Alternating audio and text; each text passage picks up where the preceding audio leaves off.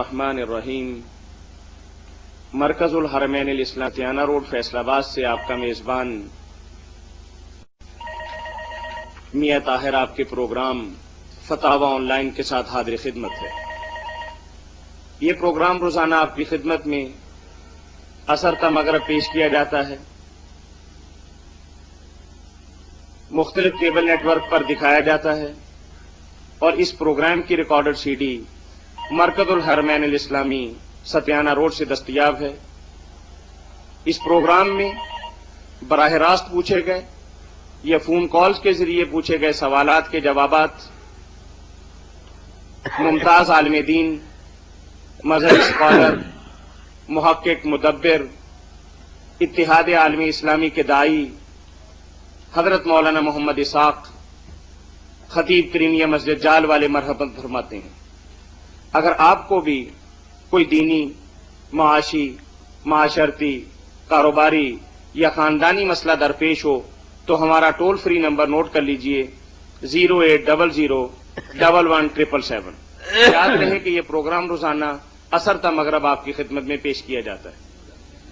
جی مولانا، ہمیں سب سے پہلا سوال موصول ہوا ہے جی کہ شوال کے روزوں کی شرعی حیثیت کیا ہے؟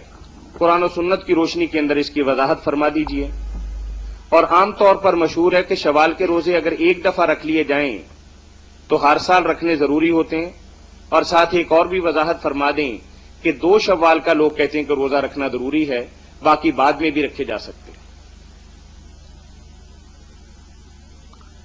شوال کے 6 روزے جو ہیں نا، یہ تو صحیح حدیث میں ہے، اور رسول کریم علیہ السلام نے ان کی بڑی فضیلت بیان فرمائی ہے کہ من صام رمضان، ابو ایوب انصاری رضی اللہ عنہ روایت کرتے ہیں کہ جس نے رمضان المبارک کے سارے روزے رکھے، ثم اتبعہ ستا من شوال، پھر اس کے بعد شوال میں بھی 6 روزے رکھے، کانا کمن صام الدہر، اس کو اتنا ہی ثواب ہے جتنا پورا سال اس نے روزے رکھے۔ اور علماء نے قرآن مجید سے بھی یہ بات مستنبط کی کہ حضور نے یہ اپنی طرف سے نہیں کہ قرآن نے جب کہا کہ الحسنۃ بعشرۃ امثالھا، نیکی کا کم از کم بدلہ 10 گنا ہے، تو رمضان کے رکھے تو 10 ماہ کے تو وہ ہو گئے، اور 6 دن کے رکھے تو 60 دن کے وہ ہو گئے، 2 مہینے، پورا سال بن گیا۔ اللہ اپنے فضل سے جتنا چاہے بندوں کو نوازے، تو یہ بہت اچھی بات ہے، رکھنے چاہیے۔ اور یہاں ایک بات میں صرف آپ لوگوں کی آگاہی کے لیے عرض کر دوں کہ جو لوگ حدود کا لحاظ نہیں کرتے کہ نبی نبی ہے، امام اور عالم عالم ہے، امام ابو حنیفہ رحمۃ اللہ علیہ نے ان روزوں کو مکروہ کہا کہ یہ ساتھ بھی نہیں رکھ سکتا، پھر بھی نہیں، یہ شوال میں رکھنے ہی نہیں چاہیے۔ باقی سارے لوگ کہتے ہیں کہ یہ سنت سے ثابت۔ اب اس بارے میں علامہ غلام رسول سعیدی صاحب، ہمارے بریلوی حضرات میں سے بڑے فاضل عالم ہیں، شرح مسلم انہوں نے لکھی ہے کہ یہاں آ کر وہ لکھتے ہیں کہ بھائی پہلے میں محمدی ہوں، بعد جب میں دیکھ رہا ہوں کہ رسول اللہ کہہ رہے ہیں ثواب ہے، اور امام صاحب کو اگر یہ بات نہیں پہنچی یا ان کے ذہن میں کوئی بات آئی، ہم اس کو نہیں مان سکتے۔ میں کیا جواب حضور کو دوں گا جب میں اپنی آنکھوں سے پڑھ رہا ہوں کہ صحیح حدیث ہے؟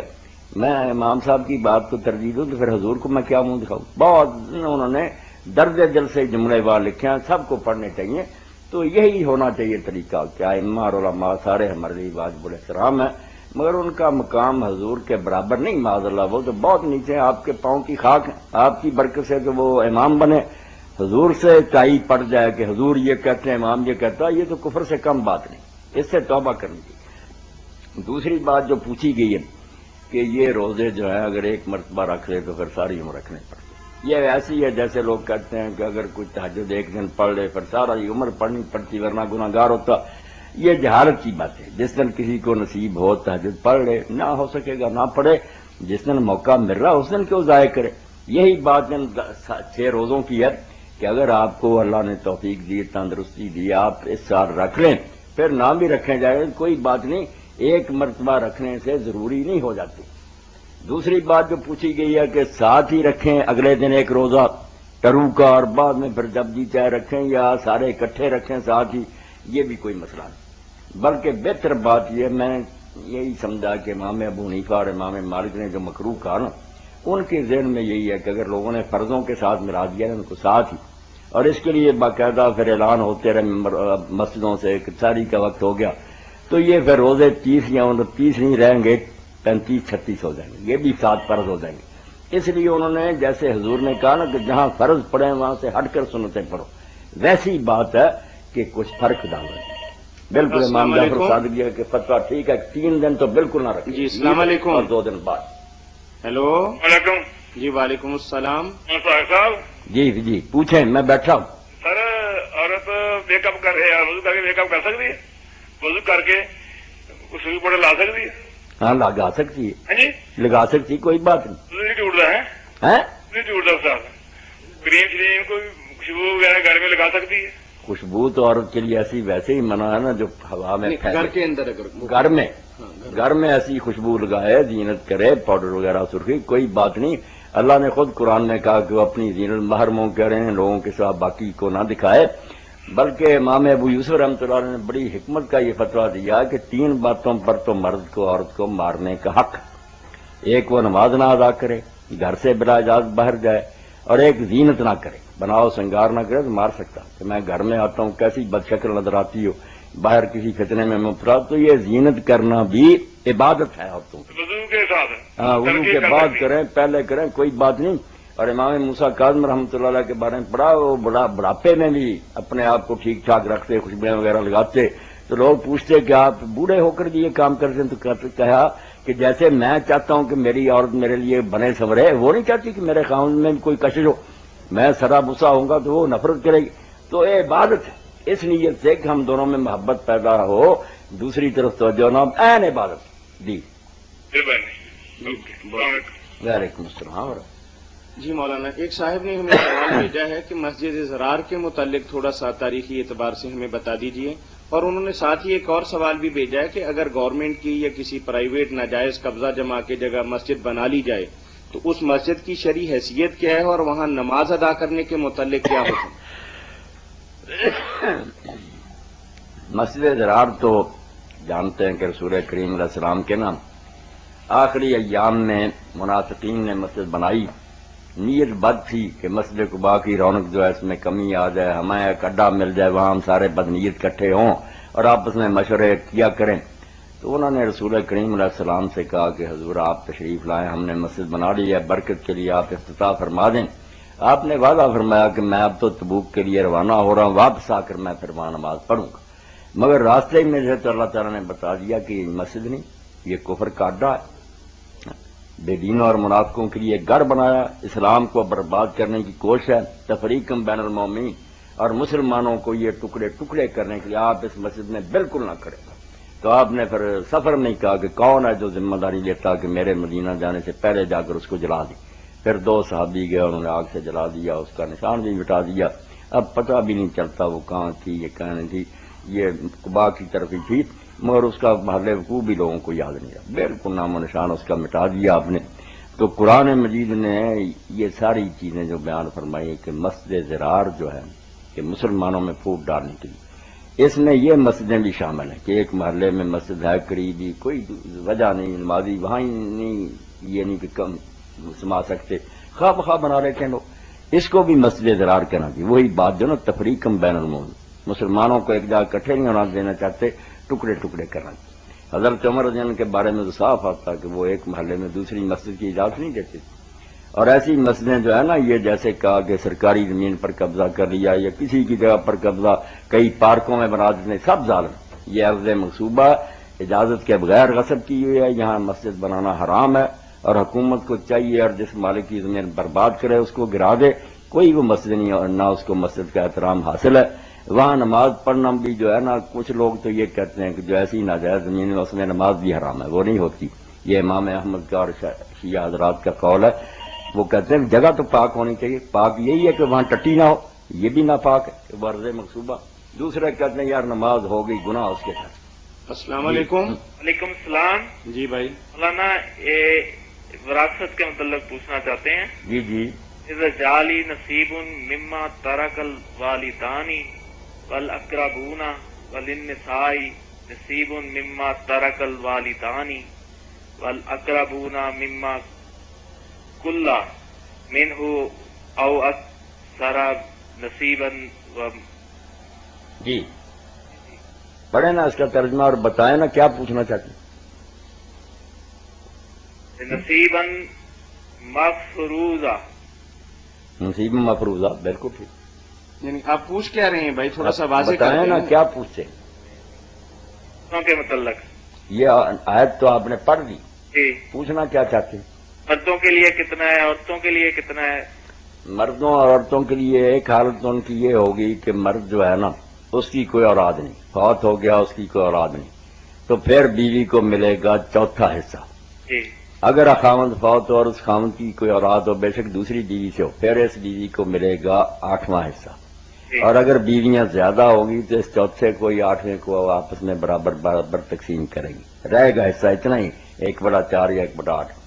اسی طرح مرد کی بات ہے کہ اگر عورت جو فوت ہوئی ہے اس کی کوئی اولاد نہیں تو خاوند جو ہے نا یہ 1/2 لے گا، آدھا. اور اگر اس کی اولاد ہے تو چوتھا حصہ لے گا. ہاں، اب اس بارے میں کوئی بات رہ گئی تو آپ پوچھ لیں. ذرا تفصیل سے ذرا بتا دینا. نہیں، تفصیل نہیں، سے آپ تو یہ بتا پوچھیں نا کہ کتنے بہن بھائی ہیں اور ان کو کیا ملے گا، اس آپ طریقے نے سے تو پوچھیں خاوند نا. بیوی کا مردوں عورتوں کا پوچھا، میں نے دیا بتا جو ہے تو آپ نے پڑھی تھی کہ یہ تو خاوند جو پورا چھوڑ ایک دے. سبجیکٹ ہے نا کہ مطلب جس طریقے سے ایک بندہ کہتا ہے کہ سر درد کیوں ہوتا ہے، جی. تو اس کے لیے تو 150 میرا خیال کوئی بیماریاں ہوں گی کہ جس کا نتیجہ یہ نکلتا ہے. ٹھیک ہے. ٹھیک ہے آپ نا؟ بتائیں نا کیا ہے وراثت کا مسئلہ، کون فوت ہوا، اس کے اولاد ہے یا نہیں، بہن وہ بھائی پوچھ ہیں، لیں نا آپ. سارا بتائیں، پھر تو اس کا کوئی حل بتائیں نا. بہت ہوئے ہیں اور 3 بھائی ہیں. جی جی. ایک عورت ہے اس کی بیوی، جی. جی. جی 3 بھائی ہیں، جی. اولاد نہیں ہے اس کی کوئی بھی مرنے والے کی، بیٹے ہیں اس کے بیٹے ہیں. کتنے ہیں؟ 3. 3 ایک بیٹے بیٹا، کہیے نا. کوئی بیٹی نہیں ہے، بیٹی نہیں ہے. بیٹی نہیں. یہ پھر جو حصہ نا میرے بھائی 1/8 وہ بیوی لے گی جی. اور باقی سارا بیٹا لے گا. جی. جو ایک بیٹا ہے نا وہ سارا لے جائے گا، اس کے ہوتے ہوئے اس آدمی کے بھائیوں بہنوں کو کچھ نہیں ملتا، کیونکہ اس آدمی کی اپنی سربی اولاد جو ہے نا پشت سے بیٹا وہ ہے، بیٹے کے ہوتے ہوئے کسی کو نہیں ملتا. بھائیوں بہنوں کو اس صورت میں ملتا نا کہ اولاد نہ ہوتی، اس کی اولاد ہے ماشاءاللہ، اس لیے بیٹا سارا لے جائے گا. بیٹی ہوتی تو وہ آدھا لیتی، اس آدھے سے جو بچتا وہ پھر ہم بھائیوں بہنوں میں 1-2 کی نسبت سے تقسیم کرتی. بیٹی نے آدھا لینا تھا، 1/8 بیوی نے لینا تھا، باقی جو بچنا تھا نا وہ پھر جو اسباب تھے یک جدی ان کو چلا جانا تھا بھائیوں اور بہنوں کو. بھائیوں کو 2 حصے، بہنوں کو 1. اب تو جو بچ بیٹے گیا، کی صورت میں کوئی نہیں کسی کو ملتا، وہ بیٹا خود ہی سارا لے جاتا، بے شک وہ ایک ہی. اب بیٹی 8واں حصہ 8واں بیوی کو حصہ دے بیوی کے کا، باقی جو ہے باقی بیٹوں میں کا تقسیم ہو جائے. بیٹے کا سارا. جی بھائی، بات واضح ہو گئی. ٹھیک ہے جی. شکریہ. جزاکم اللہ. جی مولانا، وہ سرکاری جگہ پہ مسجد کی آپ بات بتا رہے تھے کہ اگر نمازی کے لیے کیا حکم؟ نمازی کے لیے پھر میں نے دونوں باتیں بتا دیں کہ کچھ تو کہتے ہیں کہ وہ ظاہری طہارت جو ہے کہ صرف جگہ ستھری نظر آتی ہے، کوئی شے نہیں. طہارت مانوی بھی ہونی چاہیے کہ وہ صحیح معنوں میں پاک ہو. جب کسی کی چھینی ہے یا اجازت کے بغیر تو زمینی ناپاک، یہ ہے السلام ہمبلیوں کا، علیکم. جعفریوں کا. باقی کہتے ہیں کہ السلام ہے علیکم. حرام بنانا وعلیکم نماز السلام. کی. جی وعلیکم السلام. سر یہ مسئلہ پوچھنا تھا کہ عام طور پر مساجد میں یا کہیں بھی نا یہ وراثت کا جو قانون ہے جو قرآن میں بھی ہے اور جی. قانون میں بھی، ہاں ہاں. بیٹی کو عام طور پہ حصہ بہت لیٹ ملتا ہے یا ملتے ہی نہیں ہے باپ کے بعد نا. جی جی. اس حوالے سے مولانا روشنی ڈالیں گے کیا وعید ہے کہ جو بیٹی کے حق کو مطلب اس طرح سے دباتے تھوڑی ہیں؟ دیر پہلے آپ ہی نے وراثت کے حوالے سے سوال کیا تھا. نہیں. اچھا، ابھی ایک کال آپ سے پہلے آئی تھی، بھائی وہ بھائی بھی وراثت کے حوالے سے ہی پوچھ رہے تھے. مولانا یہ بات تو بالکل صحیح ہے کہ ہمارے معاشرے کے اندر عورتوں کو حصہ دینا جو ہے نا اس کا تصور نہ ہونے کے برابر ہے. ہم یہ سمجھتے ہیں کہ شادی بیاہ کے موقع پر یا اس کی باقی خوشی کے موقع پر ہم نے جو کچھ کر لیا اس سے وراثت کے حق سے وہ محروم ہو گئے. ہندوانہ ہے نا تصور کے، اور اس کو جو ہم دیتے ہیں دان ہے اس کو خیر خیرات دے دی جہیز، اب اور کیا اس کو دینا، بیٹے سارا سنبھال لیتے ہیں. اور یہ بھی کہہ دیتے ہیں کہ بیٹیوں نے ہمیں معاف کر دیا. جب یہ کہا جائے کبھی بیٹوں نے بھی معاف کیا، بیٹیاں وہی معاف بیچاری کرتی رہتی ہیں. کبھی بھائیوں نے بھی حوصلہ کیا کہ ہم نہیں لیتے، چلو ہماری بہنیں لے لے. بات سیدھی نہیں کرتے کہ دینا نہیں چاہتے، اس کے لیے بہانے بناتے. اور آپ کے علم میں ہونا چاہیے کہ سب سے پہلے جب ہم کافر ہوئے تھے نا انڈیا میں تو اسی قانون سے ہوئے تھے. ہمارے بڑوں نے زمینداروں نے لکھ کر دیا تھا حکومت برطانیہ کو، پہلے شرعی قانون نافذ تھا، بیٹیوں کو ملتی تھی جائیداد مغلیہ سلطنت تک. پہلی تحریر یہ دی تھی کہ ہم رواج چاہتے ہیں ہندوانہ، شریعت نہیں چاہتے. یہ باقاعدہ انگریزوں کو لکھ کر دیا تھا زمینداروں نے، پھر انہوں نے منسوخ کر دیا کہ اگر تم نہیں چاہتے تو ٹھیک ہے. یہ اس وقت آپ کافر ہوئے تھے اسلام کو چھوڑ کر. ورنہ اللہ نے بالکل اسی طرح بیٹی کا حصہ مقرر کیا جیسے بیٹے کا. بیٹے کو نہ دے جو گناہ اس کے لیے وہی اس کے لیے، کیوں نہ بیٹی کو دے؟ کوئی اس کو دبا نہیں سکتا، جو دبائے گا. اللہ کے رسول علیہ السلام نے فرمایا اگر ایک چپا بر زمین تم نے کسی کی ناجائز دبائے رکھی نا تو قیامت کے دن 7 زمینوں تک اللہ تعالیٰ اس کو ٹکڑا بنا کر تمہارے گلے میں ڈالے گا اور جہنم میں پھینک دے گا. کہ لو سنبھالے رہو، اس کے لیے تم بے ایمان ہوئے تو دینا چاہیے جس کا ہے، کیوں نہیں دینا؟ جی بھائی کچھ اور پوچھیں گے آپ؟ اچھا کہ یہ ہے کہ لاؤڈ اسپیکر کے حوالے سے حکومت پنجاب میں پابندی بھی لگائی ہے، وہ عام طور پہ مساجد میں کوئی عمل نہیں ہوتا، تو اس میں کیا ہے؟ یہ تو حکومت سے پوچھیں نا جو عمل کروانے کے لیے بیٹھی. حکومت کا کام عمل کروایا، لوگوں کو بھی چاہیے کہ جو حکومت قانون بنائے. اور یہ تو انتظامی مسئلہ ہے نا مولانا، تو اس کا کوئی آپ شرعی مسئلہ پوچھیے. یہ تو انتظامی مسئلہ ہے نا، اس کا انتظامی ہی بتا سکے گی نا. نہیں، میں یہ پوچھنا چاہ رہا تھا کہ وہ ایک کلچر کا حصہ بن گیا کہ ضروری سمجھا جاتا ہے لاؤڈ اسپیکر، اس حوالے سے. نہیں، کچھ لاؤڈ اسپیکروں کا استعمال تو آپ جانتے ہیں ضروری بھی ہے. 7 دن کے بعد لوگ اکٹھے ہوتے ہیں، اگر اسپیکر استعمال نہ ہو کیسے لوگوں تک دین کی بات پہنچے گی؟ حکومت کو بھی چاہیے کہ مناسب رویہ اختیار کرے. جو ہر وقت چلائے رکھتے ہیں، لوگوں کو تنگ کرتے ہیں، یہ روکنا چاہیے. واقعی نہ یہ دینی کوئی مسئلہ ہے، یا لوگوں کی شرارت ہی ہے کہ لوگ سوئے ہوئے ہیں، کاروبار میں ہیں، مریض ہیں، پڑھنے والے تنگ کرتے ہیں، وہ ضرور روکیں. اور مولوی حضرات کو بھی چاہیے کہ اس بارے میں جو جائز قانون اس کی اطاعت کریں. مگر حکومت بھی اگر خواہ مخواہ چاہے کہ کہیں بھی دین کی بات نہ ہو تو یہ ان کی طرف سے جاتی ہے، وہ بھی اللہ کے ہاں اس کے بارے میں پوچھے جائیں گے کہ دین کی بات تمہیں بری لگتی تھی. ویسے گانے ہر وقت چلتے رہتے ہیں، ریکارڈنگ ہوتی رہتی ہے، اس سے کوئی تکلیف نہیں ہوتی. دین کی کوئی بات ہوتا آپ قانون بنا دیتے ہیں. سب کو چاہیے کہ وہ اللہ سے ڈر کر نا صحیح روش اختیار کرے. جی بہت شکریہ بھائی آپ کے کال کرنے کا. مولانا وراثت کے حوالے سے ایک صاحب نے ہمیں ابھی سوال بھیجا ہے کہ اگر باپ مالی اعتبار سے اتنا طاقتور نہ ہو اور بڑے بیٹے نے ساری جائیداد بنائی ہو تو کیا اس وراثت کے اندر بھی باقی بہن بھائی اور والدین اس کے اندر شریک ہوں گے؟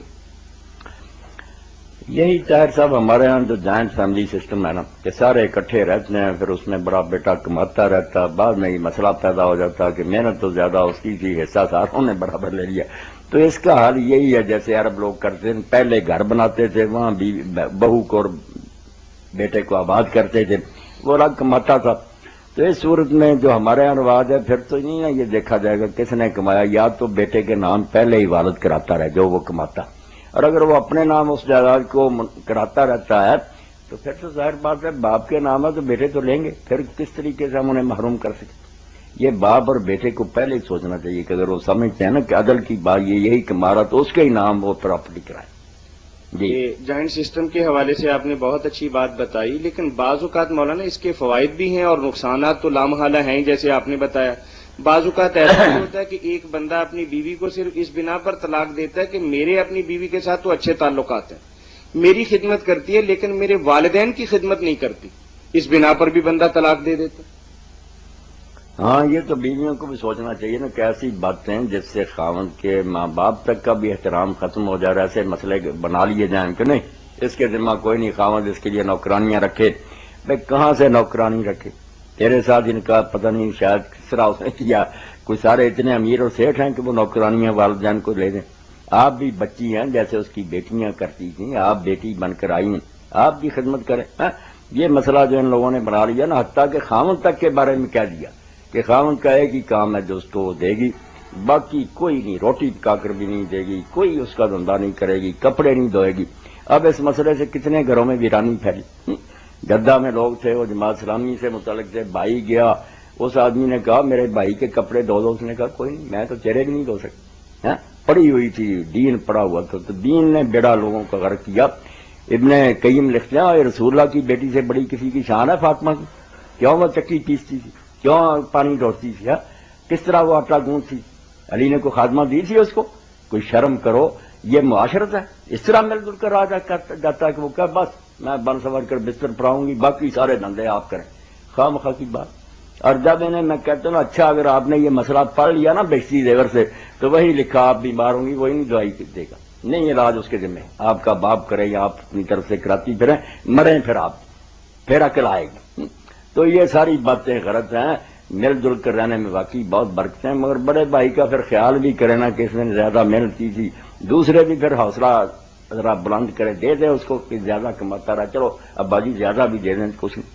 جزاکم اللہ. جی ایک بھائی نے ہمیں سوال بھیجا ہے کہ اگر غلطی سے وقت سے پہلے روزہ کھول لیا تو شرعی اعتبار سے کیا حکم ہے؟ یہ بہت اہم مسئلہ ہے، اس کے بارے میں بیان کرنا ضروری ہے. کبھی ایسا ہو جاتا ہے کہ آدمی نے سمجھا کہ سورج غروب ہو گیا، گھڑی آگے پیچھے ہو گئی یا کسی طریقے سے غلطی لگ گئی، اس نے وہ روزہ افطار کر لیا، یا کروا دیا لوگوں کا کرا اعلان دیا، ہی دے دی. بعد میں پتا چلا کہ سورج کبھی تھا. تو اس بارے میں جو ائمہ اربعہ چاروں امام یہ تو کہتے ہیں کہ وہ غلطی سے روزہ کھولا اس لیے کفارہ تو کسی نے نہیں کہا کہ وہ 60 روزے رکھے، یہ کوئی نہیں کہتا. یہ کہتے ہیں کہ ایک روزہ اس کی جگہ رکھنا پڑے گا. مگر جو محقق اور نیک لوگ تھے انہوں نے کہا یار اس کی کیا غلطی ہے، جیسے غلطی سے آدمی کھا پی لیتا، وہ معافی دی ہے دین نے.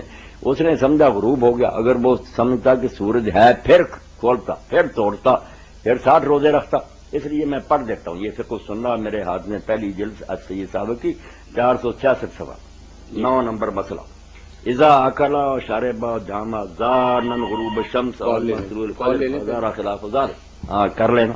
السلام علیکم. وعلیکم السلام ورحمۃ اللہ وبرکاتہ. جی بھائی. مولانا صاحب میں ایک کتاب پڑھ رہا سی سائل بہاولپوری، جی وہ نبی علیہ السلام دی ایک حدیث سی بئی بن کعب رضی اللہ عنہ ثابت سی کہ عورتوں نے انہوں نے کہا کہ تسی نا سانو اس طرح کرو اج تراویحاں دی جماعت جڑی ہے نا یہ کروا دیو. تو بئی بن کعب رضی اللہ عنہ نے انہوں نے آخیا کہ انہوں نے 11 رکعتاں مثلا 3 وتر تے 8 رکعتاں جڑیاں نا انہوں نے پڑھائیاں تے دسیا جا کہ نبی علیہ السلام نو کہ یا رسول اللہ اج میں آ کام کیتا وا، تے نبی علیہ السلام نے تے خاموشی دا اظہار کیتا. اس حدیث کی صحت کے بارے ذرا پتہ کر دو کہ یہ حدیث صحیح ہے. یہ ساری حدیثیں جو ہے نا کہ حضرت ابی بن کعب نے عورتوں کی امامت کرائی، حضور کو بتایا آپ خاموش رہے. کسی جگہ یہ بھی ہے کہ وہ تقریباً خوش ہونے کے لائق سی بات. یہ ساری جڑی حکیم صاحب باتیں ہیں صحیح سب جانتے ہیں. فتح الباری آپ دیکھ لیں، اس میں حافظ بن حجر رحمۃ اللہ نے لکھ کر کہا کہ نہیں اس کی سند کوئی نہیں صحیح. ایسے ہی جو قیام اللیل ہے مرضی کی وہ حدیثوں نے شائع کی ہے، اس پہ حاشیہ لکھے، اس میں بھی صاف لکھا کہ ان میں یہ راوی ضعیف ہیں. باقی لوگ اپنے مطلب کی خاطر سب کچھ کرتے ہیں، کیا کریں، گروہ بنے ہوئے. جی جی نہیں صحیح نہیں رہا، یہ روایت صحیح نہیں ہے. نہیں. اچھا جزاک اللہ. ہاں تو لکھتے ہیں کہ اگر کسی نے کھا لیا یا پی لیا یا جماع بھی کر لیا یہ سمجھتے ہوئے کہ سورج غروب ہو گیا، یا یہ سمجھتے ہوئے کبھی فجر نہیں ہوئی، فظہر خلاف ذلک، مگر معاملہ اس کے الٹ نکلا، فجر بھی ہو چکی تھی یا سورج ابھی غروب نہیں ہوتا، فعلیہ القضاء عند جمہور العلماء ومنهم الائمۃ الاربعہ. تو ان پر صرف قضاء ہے کہ وہ ایک روزہ رکھ. یہ جمہور علماء کہتے ہیں، انہیں میں سے 4 امام. یہ چوٹی کے لوگ وذهب اسحاق ابن راہوے وداؤد وابن حزم وعطاء وعروہ والحسن البصری ومجاہد الى ان صومه صحیح، کہ روزہ ان کا ٹھیک ہے، ولا قضاء ہے، کوئی قضاء نہیں. لقول اللہ تعالی لیس علیکم جناح فیما اخطأتم به ولکن ما تمت قلوبکم، کیونکہ اللہ نے قرآن میں یہ اصول بیان کر دیا کہ جو کام غلطی سے ہو جائے گا اس پر ہم کوئی پکڑ نہیں کریں گے، جو جان بوجھ کر کرو گے پکڑ اس پر ہے. ولقول رسول اللہ صلی اللہ علیہ وسلم ان اللہ وضع امت الخطا الی آخر قدمہ، اور حضور نے بھی فرمایا کہ میری امت سے جو کام غلطی سے ہو جائے اللہ نے اس کا گناہ اٹھا لیا.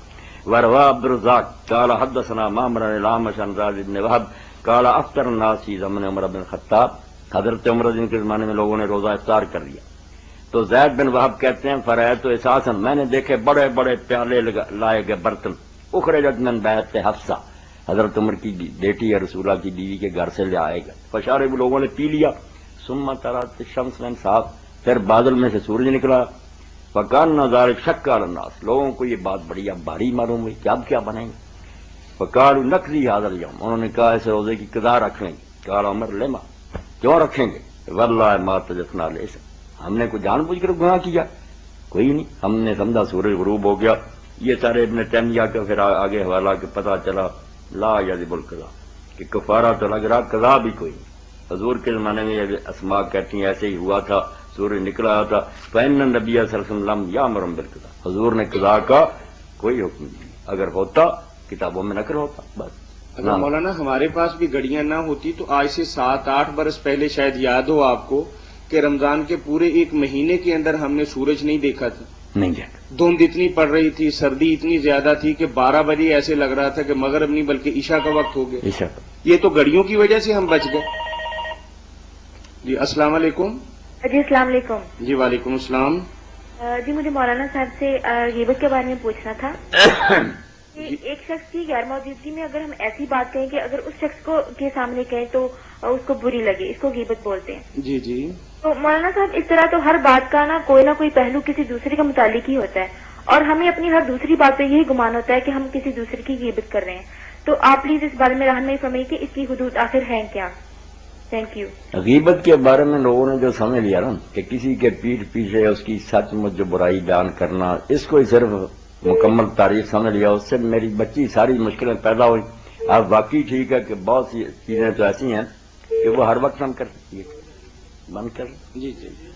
ہاں دیکھیں نا، یہ سارا علم حدیث جو ہے رجال، یہ ساری غیبت ہے کہ لوگ مر چکے ہیں. بلکہ کئی جگہ محدثین نے لکھا کہ جن کو ہم لکھ رہے ہیں کہ یہ کذاب ہے، چور ہے، جھوٹے ہیں، ہو سکتا ہے یہ جنت میں براجمان ہو، وہاں چلے گئے دیکھیے، مگر ہم مجبور ہیں کہ علم حدیث کو پاک رکھنا ہے. اسی طرح یہ گواہوں پر جرا کی جاتی ہے، لوگ بیان کرتے. جی جی بات سنتی رہے نا. جی مولانا پھر شروع سے. ہاں تو یہ علم رجال جو ہے اس میں راویوں پر جرا کی جاتی ہے. اسی طرح قاضی پوچھتا ہے ایک دوسرے فریق سے کہ یہ گواہ جو لائن کے بارے میں بتاؤ، وہ برائیاں بتاتے ہیں، یہ چور ہیں، انہوں نے فلاں وقت بدزیانتی کی. حضور صلی اللہ علیہ وسلم سے پوچھا فاطمہ بنت قیس نے کہ میرے ساتھ نکاح کرنا چاہتے ہیں حضرت معاویہ اور فلاں فلاں. حضور نے صاحب بتا دیا کہ وہ کنگال ہے معاویہ، اس کے پاس ٹکائی. اور یہ جو ہے نا ابو جہل، یہ ہر وقت کندھے پر لاٹھی رکھتا ہے، ہڈیاں توڑ دے گا، تم اس سے نکاح کر لو اسامہ بن جائے. یہ ان کی غیبت کی آپ نے. اس طرح اور بھی بہت سے واقعات ہیں. ایک شخص آ رہا تھا، آپ نے فرمایا یہ اپنے قبیلے کا بدترین آدمی ہے، مگر جب آیا بہت عزت تھی اس کی. لوگوں نے بعد میں پوچھا، فرمایا برے آدمی کی برائی سے بچنے کے لیے اگر ایسا کر دے کہ اس کے ساتھ اچھا بڑھتا ہو، ان بدماشوں سے ایسے ہی جان بچانی چاہیے، خواہ بخواہ اپنے گریبان کو ہاتھ ڈلوانا. تو اس سے بچہ پتہ کیا لگا، ایک شرط بنانی پڑے گی، سارا مسئلہ حل ہو جائے کہ محض کسی کی تحقیر کے لیے کہ ذلیل و رسوا ہو جائے، اس کا پیٹھ پیچھے اس کو برا کرنا، یہ بری نیت. اگر اصلاح کی نیت ہے کہ آپ اس کے ماں باپ کو بتا رہے ہیں یہ بچہ بروں کے ساتھ بیٹھتا شراب پینے لگا، یہ ٹھیک بات ہے، آپ چاہتے ہیں اس کو درست کیا جائے. کوئی شادی کرنا چاہتا، آپ پتہ دے دیتے ہیں کہ یہ بیٹا تو چاہیے یا ایسا، یہ بھی خیر خواہی کی بات ہے. جہاں کوئی جائز مقصد ہے نا تو وہ نہیں غیبت. غیبت ہے کہ کوئی تعلق نہیں آپ کا، صرف بدنام کرنا چاہتے ہیں کہ اس کی کوئی عزت نہ رہے، یہ کمینہ حرکت ہے. جب آپ کا کچھ بگڑتا نہیں، کیوں اس کو بدنام کرنا چاہیے؟ یا اس کی اصلاح کی کوشش، کسی حاکم کو اطلاع دے کہ یہ برا ہے، پولیس قابو پائے، والدین کو. جہاں کوئی نیت اصلاح اور خیر خواہی کی ہوگی وہ عین دین ہے، وہ غیبت کوئی نہیں. غیبت وہ ہے جہاں کوئی نہیں نیت اچھی، صرف بدنام کرنے، ڈیگریڈ کرنا، جو ہے اس کو ذلیل کرنا، یہ ہے غیبت. اس کے علاوہ غیبت نہیں. اور اگر ریاض الصالحین مل جائے امام نبوی رحمۃ اللہ علیہ کی، تو انہوں نے 6 چیزیں جو ہے نا غیبت سے باہر ہیں، بظاہر وہ غیبت ہی مگر وہ حدیثوں سے ثابت کی ہے کہ یہ دیکھو خود رسول اللہ کر رہے. تو بہت اچھی ہے وہ بحث، پڑھنی چاہیے. جی جی بہت بہت شکریہ مولانا صاحب. مولانا صاحب ہلو. جی جی جی سن رہے ہیں مولانا آپ کی بات. فرض کریں کہ اگر ہم کوئی بات کسی کے بارے میں کر رہے ہیں اپنی انجوائمنٹ کی خاطر، خود ہی میں مطلب آپس میں ڈسکس کر رہے ہیں اس بات کو، مطلب نیت ایسی نہیں ہے کہ اس کو بدنام کیا جائے اور انجوائمنٹ لے رہے ہیں اس بات کی. انجوائمنٹ اس نے کیا کہ آپ کوئی اس کی اصلاح نہیں کر رہا ہے، یہ اچھی انجوائمنٹ ہے کہ اس کا مردہ بھائی کا گوشت آپ کو ملا ہوا آپ مزے سے کھا رہے ہیں، یہ تو غیبت ہی ہے. اصلاح کی غرض سے کوئی برائی کی جائے نا بیان، وہ ٹھیک. اوکے تھینک یو، بہت شکریہ مولانا صاحب، بہت جی شکریہ. بہت شکریہ. ایک صاحب نے ہمیں سوال بھیجا ہے کہ ایک دن کے اعتکاف کا زیادہ سے زیادہ دورانیہ کیا ہو سکتا ہے اور اس کا ثواب کیا ہے؟ نیز کیا اس کے لیے بھی چادروں وغیرہ کی ضرورت پیش آئے گی؟ چادروں وغیرہ کی ضرورت تو کسی کے لیے بھی نہیں. 9-10 دن بھی جو بیٹھتے ہیں ان کے لیے بھی ضرورت نہیں. بٹ اگر ایسا پردہ بنا لیں تو اچھی بات ہے، چلو لوگوں سے لگ رہے ہیں. ورنہ ایسے نیک اور سارے لوگوں کا تذکرہ بھی کتابوں میں ملتا ہے جن نے انہوں نے جان نماز بھی نہیں بچائی، کسی کو پتہ ہی نہیں چلا کہ یہ لوگ اعتکاف میں بیٹھے ہیں، دوسرے نمازیوں میں ملے جلے رہتے تھے. تو یہ پردہ کوئی لازمی اور ضروری چیز نہیں، بنا لے ٹھیک ہے کسی نے بنایا. باقی یہ جو نا کہ ایک دن اگر اعتکاف بیٹھنا چاہتا تو میں نے عرض کیا تھا نا کہ یہ جو کہتے ہیں آدھے دن کا گھنٹے کا، یہ نہیں، کم از کم ایک دن کا ہونا چاہیے. وہ ایک دن یہی ہے کہ سحری کھا کر آئے، فجر کی نماز مسجد میں پڑھے اور مغرب تک بیٹھے. ایک دن پورا تو ہونا چاہیے. کوئی رات کا بھی کرے تو کر سکتا، مگر دن کا بہتر ہے روزہ رکھ کر. کسی کو رات کو بھی وقت ملتا نا کہ مغرب سے فجر تک تو بیٹھ جائے، جتنا حصہ نصیب ہو سکتا وہ لے لیں. السلام علیکم. وعلیکم السلام. مولانا हीरों पे ज़कात होती है हीरों पर जी? नहीं, हीरों पर कोई ज़कात। ये 1.5-2 लाख का है। 1.5-2 लाख का अगर तो आप बेचना चाहते हैं ना, उसको खरीदो फरोख्त करते हैं जैसे ये ज्वेलर हजरात के, फिर तो है वो तजारती माल है ना, उसकी कीमत लगाएं, हर साल जितना आपके पास स्टॉक है उसकी ज़कात देनी होगी। अगर है ना किसी शख्स ने अपने घर में ज़ेबो ज़ीनत के लिए रखे हुए तो वो बेशक करोड़ों के, उस पर नहीं, अलग हैं ये दोनों मसले। तजारती हो ना माल, फिर तो कोई भी है उस पर लगेगी। जी पूछे ना, अब क्या बात है आपके ذہن में? ठीक है, वो 1.5 लाख का सुनियारों से खरीदा है जी। नहीं, अगर तो आपने खरीदा कि घर में रखना, बस आप उनको अल्लाह ने दौलत दी, आप चाहते हैं कि बस मेरे घर में रहे, जरा नुमाइश हो जाए मेरी सरवत की, दौलत की, तो फिर ज़कात तो नहीं, मगर है तो दौलत को ये कुएं में फेंकने वाली बात। क्या करना आपने, यही 1.5 करोड़ वगैरह किसी कारोबार में लगाते, कितनी खलके खुदा रोटी कमाती, आपको भी अल्लाह नफा देता, तो है याशी मेरे भाई, इसमें कोई शक नहीं, ज़कात नहीं। ये ज्वेलर से खरीदा और पहनती हैं औरतें। चलो औरतें पहनती हैं, अल्लाह ताला ने उनके लिए जीनत को हलाल किया। मौलाना ने बड़ी वजाहत के साथ अमीर फरमाया है औरतें कि तो आपने उसे तिजारत के लिए खरीदा है या जेबो जीनत के लिए खरीदा है? वो जीनत के लिए। अगर जेबो तो बीवी, जीनत, हाँ, अब फिर नहीं है ज़कात। फिर अगर नहीं। आपने इसलिए खरीदा है कि कल को मैंने बेचना है, फिर ज़कात है। फिर ज़कात। जी जी भाई। वालेकुम। जी वालेकुम अस्सलाम। एक साहिब ने सवाल भेजा है कि अगर कोई आदमी जी गैर महरम लड़की की बोसा ले ले तो रोजे की हालत के अंदर उसके लिए शरई तौर पर क्या हुक्म है, कि उसका रोजा बरकरार रहेगा या रोजे की कज़ा देनी पड़ेगी? ये कज़ा वगैरह की बात नहीं है, रोजा बरकरार रहेगा। भाई एक तो है कानून, ठीक है, हम कहते हैं कि वो अभी जिंदा है, मरा नहीं है, मगर क्या जिंदा है? जब रोजे की जो रूह थी, जब अपनी बीवी के करीब जाने से भी रोका गया था, तो ये बात तो ऐसे तो खतरा ही खतरा कार ले। जी अस्सलाम वालेकुम। वालेकुम सलाम जी, मैं अदनान बोल रहा हूँ गुलबर्ग से जी। गुलबर्ग से बात कर रहे हैं जी, फरमाइए भाई। मेरा सवाल ये है जी कि ये लैलतुल कदर जो होती है, ये रात रमजान शरीफ में लोग कहते हैं जी आखिरी अशरे में आती है। जी जी। तो इसमें कल मौलाना साहब फरमा रहे थे कि ये सारे साल में भी किसी वक्त आ सकती है, ये तहज्जुद पढ़नी चाहिए, किसी वक्त भी इसका ज़हूर हो सकता है। जी जी। तो ये दो मुख्तलिफ राय इस वक्त हमारे सामने आई हैं, इसके बारे में जरा सारे ख्याल फरमाएं। ये बात ठीक है आपकी। असल में ये बात है कि आप जानते हैं कि लैलतुल कदर को अल्लाह ने मख्फी रखा, उसके रसूल को भी इल्म दिया गया, मगर आप बताने के लिए आए लोग झगड़ पड़े, वो बात उसी तरह पोशीदा रह गई। अब बस ये अंदाजे ही है ना कि ज्यादा लोगों ने ख्वाब देखे पिछले हिस्से में, तो आपने फरमाया तुम्हारे ख्वाब मुतफिक हो गए हैं, इसलिए आखिरी ताक रातों में तलाश करो। अब कुछ लोग तो इस पर जम गया कि ये सारी दुनिया के लिए जनरल लॉ है, क़यामत तक के लिए। कुछ ने कहा नहीं यार, बात ख्वाबों की थी, उस साल लोगों ने ख्वाब देखे थे जो पहले फिक्रा आता कि तुम्हारे ख्वाब मुतफिक हो गए, उस साल आपने कहा ये क़यामत के लिए नहीं है। तो वो कौल हजरत इब्ने मसूद रज़ी अल्लाह का था कि जो सारा साल क़याम करे, तहज्जुद पढ़े, उसको लैलतुल कदर मिल जाती है। इमाम अबू हनीफा रहमतुल्लाह अलैह भी इसी मसलक पर हैं। बड़े बड़े औलिया और अल्लाह के साले बंदों ने देखी दिया दूसरे महीनों, उन्होंने जिक्र किया कि हमने वो अनवार बरकत देखे। वो कहते हैं उस साल रमजान में थी जब कुरान उतरा, ये इत्तेफाक था, ये कहीं नहीं आया कि वहीं रहती है, साल में घूमती रहती। तो ये भी एक कौल है जो मैंने जिक्र किया। अगर किसी का पर इत्मीनान नहीं, वो दूसरी बात कोई मानता, तो बहुत आलम यही कहते हैं कि वो रमजान के आखिरी दिनों में ताकरो, उस पर रहे, कोई ऐसी बात नहीं, लड़ाई झगड़े की बात नहीं। मगर इमाम इब्ने हमाम की जो बहस है ना फतहुल कदीर में, उसको पढ़ना चाहिए। उन्होंने कहा सारी हदीसों को अच्छी तरह पढ़ लो, वो साल की बात नजर आएगी। उस साल हजूर ने कहा हमेशा के लिए, कहीं नहीं ये फरमा दिया। ये बात इल्म वाले लोगों के लिए मैंने अर्ज कर दी, पढ़कर देख लें। क्या निशानियां होती हैं जी शब कदर की? निशानियां तो जो है उनसे अगर फैसला होता मेरे भाई तो बात तय ना हो जाती। कहीं आता है कि उस दिन सूरज निकलता है तो देर तक उसके साथ शुआएं नहीं होती, कहीं होता है कि भाई रात वो साफ होती है, ना उसमें सारे गिरते हैं, ना कोई बारिश ऐसी चीज भी नहीं होती गड़बड़ गड़बड़ वाली। ये चीजें बस अंदाजे ही है ना, फरमाए गए, मगर ऐसे कोई तय नहीं हुई बात। खुद हजूर को भी नहीं पता चला, लोगों को भी नहीं पता चला। ये निशानियां कोई वादे करती तो इब्ने हज़म कहते हैं यार हजूर को और साहबा को पता न चल जाता, कोई पता नहीं चलता कि क्या ये क्या। बातनी तौर पे इंसान रूहानी तौर पे कैसे महसूस करता है کہ میں ليلۃ القدر پائی؟ نہ بس جو نیک لوگ ہیں نا جنہوں نے زیادہ بات کی ان کا تو بھائی یہی وہ کہتے ہیں ہمیں تو روشنیاں بھی نظر آتی ہیں، ہم تو بہت سی عجیب و غریب چیزیں دیکھتے ہیں، ہم ان کو جھٹلا بھی نہیں سکتے، کیوں کہیں کہ وہ غلط کہتے ہیں؟ اللہ کا فضل ہو سکتا ہے ہر بندے پر.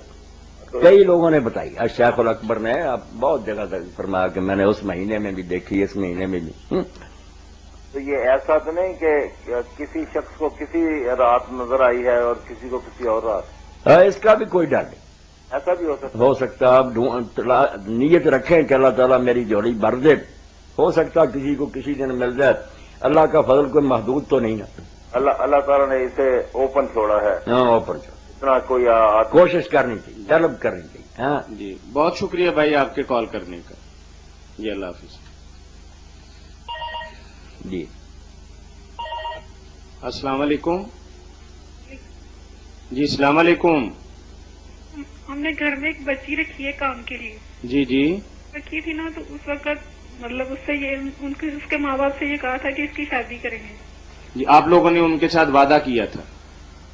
ہاں مطلب عام بچیوں سے معمولی ہے، تو کیا ہم اس کی شادی اب زکوٰۃ کے پیسے سے کر سکتے ہیں؟ گھر پہ ملازمہ رکھی اور اس کے والدین سے یہ عہد کیا کہ ہم اس کی شادی اپنے خرچے پہ کریں گے. تنخواہ معمولی ہے مطلب. میں سمجھ گیا جی. وہ مولانا آپ تنخواہ بھی اس کو دیتے ہیں، اب آپ چاہتے ہیں کہ زکوٰۃ سے اس کی شادی کر دی ہے. یہ جو وعدہ آپ نے کیا تھا نا اس کی روح کے خلاف ہے. آپ نے جو وعدہ کیا تھا اس سے یہ وقت نہیں تھا کہ زکوٰۃ سے کریں گے، نہ ان بیچاروں نے سمجھا کہ یہ زکوٰۃ پر ہمیں ٹرکائیں گے. اس وقت تو آپ نے دلیری سے کام لیا نا کہ ہم بچی کی شادی بالغ ہونے پر کریں گے. تو اللہ میری بہن آپ کو توفیق دے، اب اسی ارادے پر قائم رہیں. اللہ نے اگر آپ کو مال دیا تو اس سے بچی کی شادی کر دیں، وہ بیچاری کی شادی کریں گے تو ایک مردہ زندہ کرنے کے برابر اجر ملے گا. زکوٰۃ کو آپ رہنے دیں، اپنے پاس سے اس کی شادی کریں. اب آپ کو کوئی اعتراض نہیں ہے کہ زکوٰۃ سے کریں یا دوسرے پیسوں سے؟ نہیں ان کو تو اعتراض نہیں ہے، لیکن آپ نے جب بات کی تھی تو آپ کی نیت کے اندر یہ تھا کہ زکوٰۃ کے اندر زکوٰۃ کے پیسوں سے کریں گے یا نہیں. عام مال سے کریں نہیں، گے؟ اس وقت آپ خیرات ہی کرنا چاہتے. زکوٰۃ کے پیسوں سے نیت مطلب دونوں طرح سے ہی کر سکتے ہیں، زکوٰۃ سے بھی اور دوسرے بھی. نہیں آپ بہن یہ بتائیں کہ اس وقت آپ کی اپنی نیت کیا تھی؟ ان گھر والوں نے کیا سمجھا، آپ نے ان سے کیا کہا؟ اس وقت تو زکوٰۃ کا ذکر آیا ہی نہیں. آپ بھی نے یہی کہا کہ ہم اپنی خوشی سے اس کی شادی کریں. اب ویسا ہی کریں نا، نہ زکوٰۃ جو ہے نا اس مد میں لگائیں. نیت میں تو تھا مگر ان سے ذکر نہیں ہوا. ہیں نیت یہی تھی کہ زکوٰۃ سے کریں گے، بہن کہہ رہی ہے. اگر آپ کی صحیح تھی تو کر دیں پھر. یہ تو آپ کا اپنا باطن جانتا نا، اللہ جانتا کہ آپ کی نیت اگر اس وقت تھی یہ تو پھر زکوٰۃ سے کر دیں. مگر نیت کے بارے میں دیکھ لیں، نیت اللہ کے ہاں بہت اس کی پرسش ہوگی. جی بہن کچھ اور پوچھیں گی آپ؟ ہیلو. نہیں شکریہ جی. جی اللہ حافظ. جی مولانا ایک صاحب نے سوال پوچھا ہے کہ آج کل بعض اخبارات اور رسائل اور کتب میں چاند رات کی بڑی فضیلت آئی ہے، کیا یہ شرعی اعتبار سے درست ہے؟ کال لینے کا. جی کال تو السلام علیکم. مولانا صاحب جی میں بیٹھا ہوں.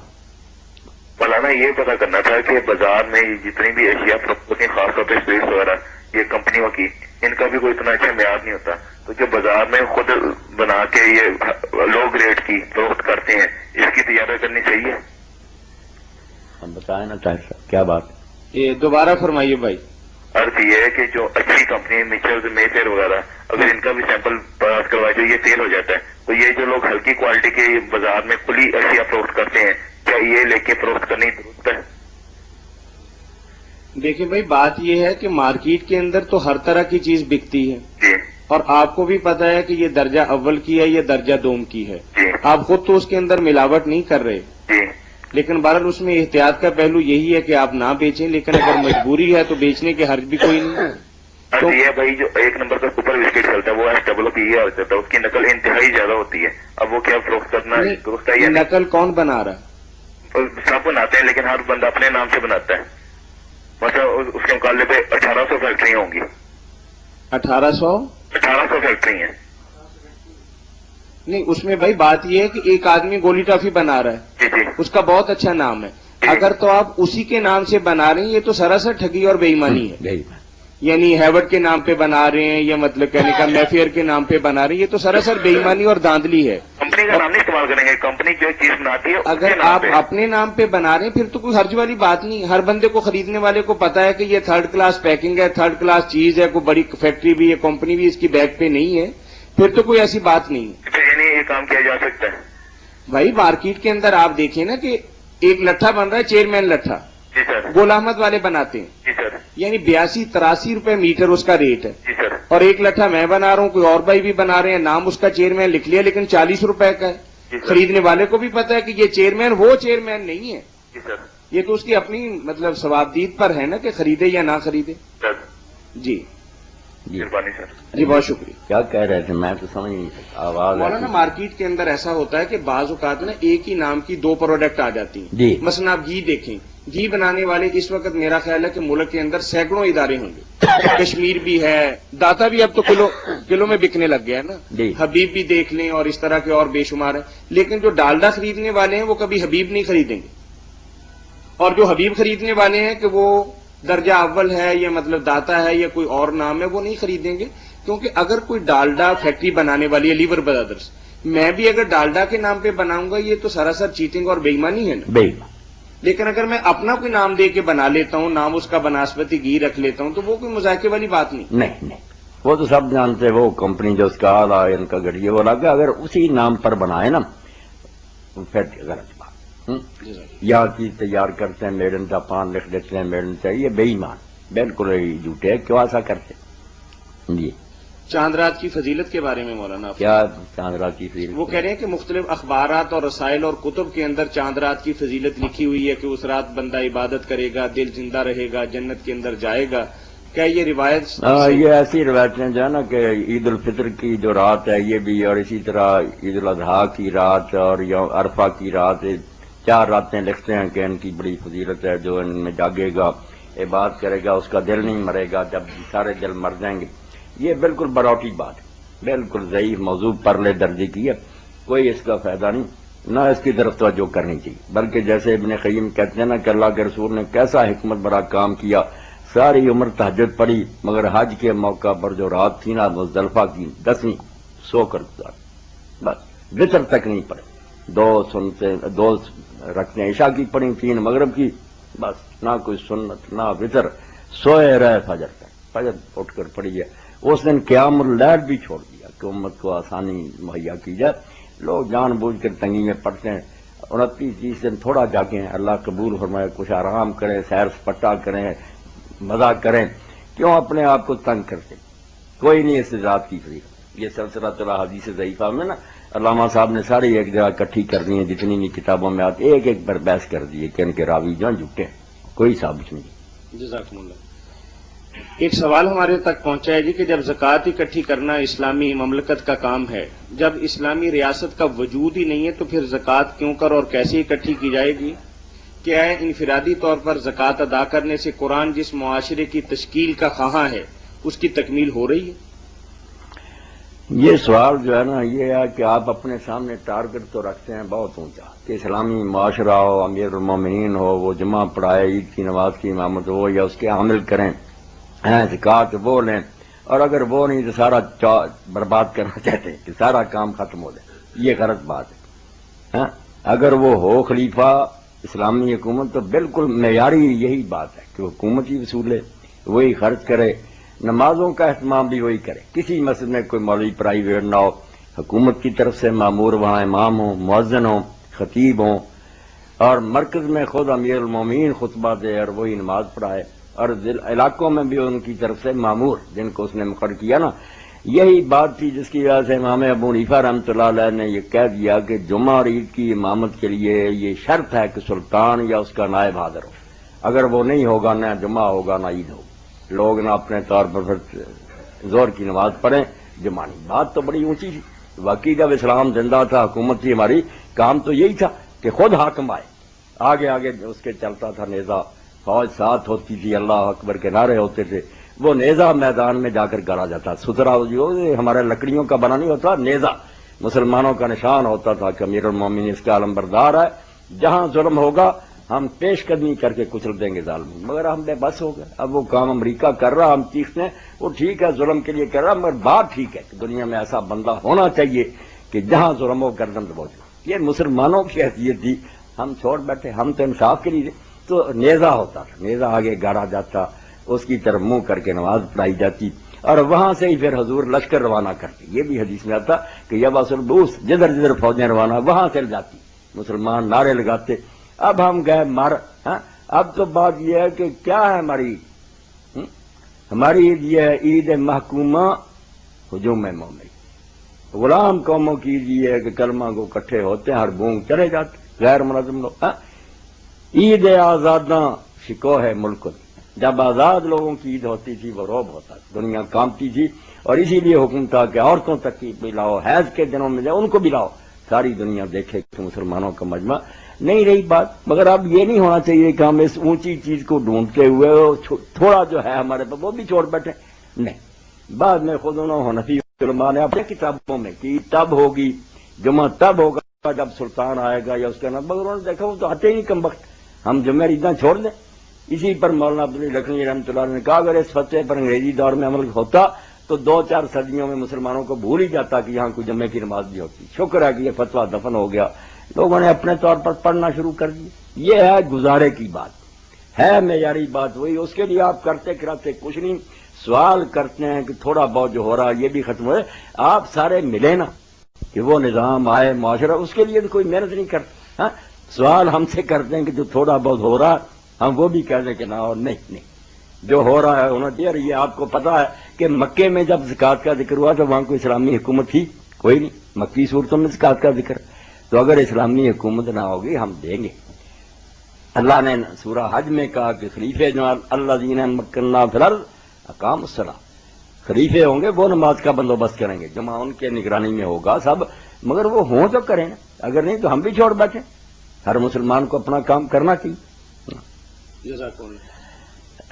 اس کی شرعی مثال میں دے دوں، اس دن بھی آپ نے سنی تھی بات کہ اگر امام جو ہے وہ کسی وجہ سے نماز پڑھانے کے قابل نہیں رہا، وضو ٹوٹ گیا یا کسی نے اس کو زخمی کر دیا، جیسے امیر المومنین حضرت عمر رضی اللہ عنہ کو زخمی کر دیا، تو اب تینوں طریقے ٹھیک ہیں کہ وہ کسی کو پکڑ کر آگے کر دے ہوش، یا کوئی شخص خود چارے سنبھال لے، ورنہ تیسری صورت ہے کہ پھر سارے لوگ پرائی اپنی اپنی نمازوں کی فکر کریں، جماعت ختم ہو گئی سب۔ یہی بات ہے کہ اگر حکومت زکوٰۃ وصول ہے سب سے اعلیٰ نہ کرے تو اپنے طور پر تو دیں گے۔ جی جزاکم اللہ۔ مولانا ابھی آپ نے ہیرے کی زکوٰۃ کے متعلق فرمایا کہ اس کے اندر زکوٰۃ نہیں ہے، تو ایک بھائی نے اس کے متعلق سوال بھیجا ہے کہ سونا اور چاندی بھی ایک دھات ہی ہے، اگر اس پر زکوٰۃ ہے تو ہیرے پر زکوٰۃ کیوں نہیں ہے؟ تھوڑا سا شرعی طور پر خلجان ہے واضح۔ ہاں بالکل، یہ پوچھنا چاہیے کیوں، جو ہے اس کا اصل جواب تو یہ ہے کہ اللہ رسول میں یہ جو ہے نا ہیرے وغیرہ سارے یہ سمن نہیں ہے، قیمت نہیں بنتے، ان کو خریدتے ہیں ہم قیمت سے۔ دنیا میں جو قیمت بننے والی چیز اللہ نے بنائی نا کہ اس کی عوض چیزیں خریدی جائے، آپ وہ کوئی چیز نہیں، ہم نے چیز بنا لی ہے نا کہ روپے کے عوض میں روپیہ مانگتے، روپیہ کیا، وہ تو ایک قوت خرید ہے۔ یہ سونا چاندی ہے سمن، مسمن جو ہے نا اس سے چیزیں وہ دوسری ہیں۔ سود میں یہی خرابی ہے کہ جو قیمت بنائی گئی تھی لوگوں نے اس کو ایک خرید و فروخت کی چیز بنا لیا، اس پر پیسے لگانے شروع کر دی۔ یہ صرف قیمت کے لیے رکھے گئے کہ لوگ کاروبار میں لگائیں، گردش میں رائے سرمایہ۔ یہ ہیرے وغیرہ جو مرضی ہیں یہ کوئی سمن نہیں، نہ کبھی یہ قیمت کے طور پر معاشرے میں رائے، جو سکہ تو نہیں نا، یہ سونا چاندی سکہ، یہ نوٹ وغیرہ بھی بنائے گئے تو انہیں کی بنیاد پر بنائے گئے۔ پہلے ضمانت ہوتی تھی کہ خزانے میں اتنا سونا رہے، اس کی گارنٹی پر اتنے نوٹ بنے گے۔ تو سونا اور چاندی جو یاد رکھیں یہ سمن ہے، یہ ہے ایک قیمت اللہ تعالیٰ نے ایک چیز کی دوسرے تبادلے کے لیے مقرر کیا۔ یہ جو چیز آپ نے کہی یہ پتھر پتھر ہے زینت کے لیے، کبھی نہیں معاشرے میں یہ سکے کے طور پر آئی۔ جی جزاکم اللہ۔ اگر کوئی آدمی اپنی بیوی کو مذاق کے اندر لفظ طلاق کہہ دے تو کیا اس کے کہنے سے طلاق واقع ہو جاتی ہے؟ کیوں ہنسی مذاق کے اندر بھی بعض اوقات میاں بیوی اس طریقہ کا کھیل کھیل لیتے؟ ابو ہریرہ رضی اللہ عنہ سے ایک روایت بیان کی جاتی ہے کہ رسول کریم علیہ السلام نے فرمایا 3 کام جو ہے نا ان میں ہنسی مذاق اور سوچ سمجھ کر کی ہوئی بات ایک ہی ہے، نکاح ہے، طلاق ہے، غلام آزاد کرنا۔ تو اس بارے میں جو امام ابن حزم وغیرہ وہ تو کہتے ہیں کہ اس کی سند اتنی مضبوط نہیں، یار لوگوں کے گھر کیوں ویران کرتے ہو، نہیں کھیل نہیں ہے یہ کوئی بات نہیں۔ دوسرے لوگ کہتے ہیں مل ملا کر کوئی حسن بن گئی، کچھ ہے قابل اعتبار، اس لیے